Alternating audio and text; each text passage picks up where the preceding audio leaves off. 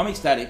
The thing I really love is seeing these men come in, and they really don't know what they're in for, but they know that they want to have a better connection with their sons, a connection that they didn't get.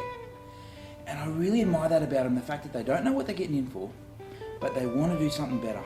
And I just can't express enough how grateful I am for their trust with that, because it's a pretty big deal. We could really open up a can on them.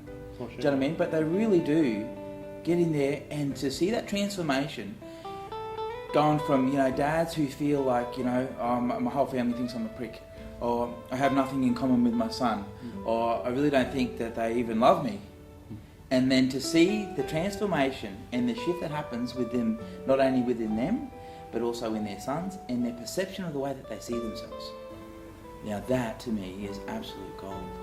And being a part of that, getting to be able to sort of help facilitate that, it's really enriching for me.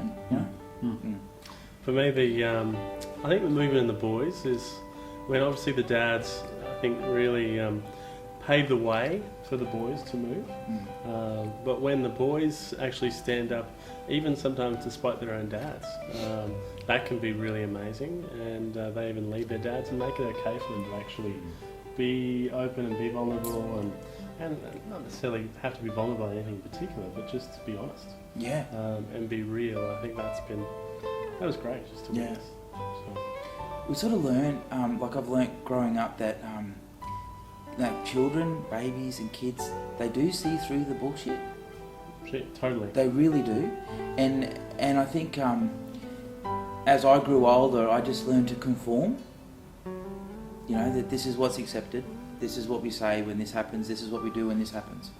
Whereas these young boys today, they're challenging their dads. And they want more from them. And so, like you're saying, it's the boys that push the dads, But for one father, just sit there and say, I was reading this article on the back of a newsletter sitting on the toilet. I thought, I could probably do better.